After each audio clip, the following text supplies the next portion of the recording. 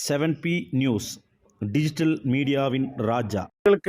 வணக்கம். ட்ரெண்டிங் செய்திகளுக்கு உங்களை வரவேற்கிறோம். தற்போது தமிழக முதல்வர் மு.க. ஸ்டாலின் அவர்கள் ஒரு வீடியோவை வெளியிட்டுள்ளார். அந்த வீடியோவில் SIR சீரியஸ் இன்டென்சிவ் ரிவிஷன் என்று தேர்தல் ஆணையம் தற்போது நடத்தி கொண்டிருக்கின்ற அதை குறித்து பல்வேறு கேள்விகளை எழுப்புகின்றார். முதல் கேள்வி, ஏன் இவ்வளவு அவசர காலம் என்ற அந்த கேள்வியை முன்வைக்கின்றார். மேலும் முந்தைய வாக்காளர் திருத்த பட்டியலில் உறவினர் அவருடைய அந்த விவரங்களை குறிப்பிட வேண்டும் என்று கேட்கப்பட்டுள்ளது. உறவினர் என்றால் யார், அப்பாவா அம்மாவா என்ற அந்த கேள்வியை முன்வைக்கின்றார். மேலும் அடுத்ததாகவும் உறவினர் என்ற அந்த கேள்வி முன்வைக்கப்படுகிறது. அப்படியானால் என்ன குழப்பத்தை இந்த ரெமுனரேஷன் ஃபார்ம் ஏற்படுகிறது? படித்தவர்கள் கூட அதை ஃபில் செய்வதிலே பல்வேறு சந்தேகங்களை எழுப்புகின்றனர். BLOவிடம் கேட்டால் அந்த BLOக்களுக்கும் சற்று வரை சரியான பயிற்சியை வழங்கவில்லை என்ற அந்த குற்றச்சாட்டும் களத்தில் எழுகின்றது. ஏனென்று கேட்டால் இதே போன்ற நடவடிக்கையை பீகாரில் நடத்தியது தேர்தல் ஆணையம். கிட்டத்தட்ட பல லட்சக்கணக்கான வாக்காளர்கள் நீக்கப்பட்டனர்.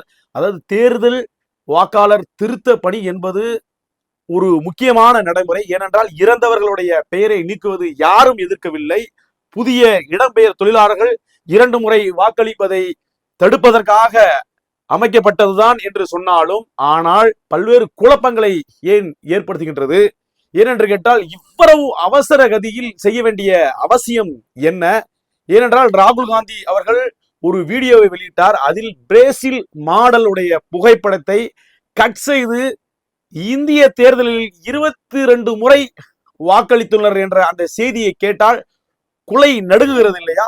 நம்மளுடைய அடிப்படை ஜனநாயக உரிமை, வாக்குரிமை, அந்த வாக்குரிமையும் அரசாங்கம் பறிப்பதற்காக துடிக்கின்றதா என்ற அந்த கேள்வியை தமிழக முதல்வர் எழுப்பியுள்ளார். அதிலும் குறிப்பாக புகைப்படங்களை ஒட்ட வேண்டும்.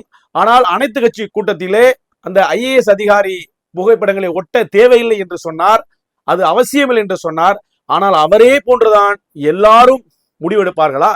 அப்படி எடுத்தால் அந்த குறிப்பிட்ட வாக்காளர் ஃபார்மை நிராகரிப்பதற்கான அதிக வாய்ப்பு உள்ளது இல்லையா?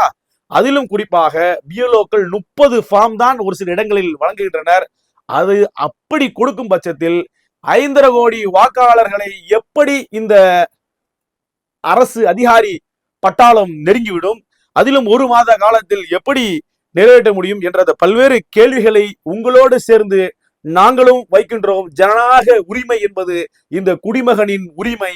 அதை அரசாங்கம் ஒருபோதும் பறித்துவிடக் கூடாது என்ற கோரிக்கையை உங்களோடு சேர்ந்து நாங்களும் வைக்கிறோம். நன்றி, வணக்கம்.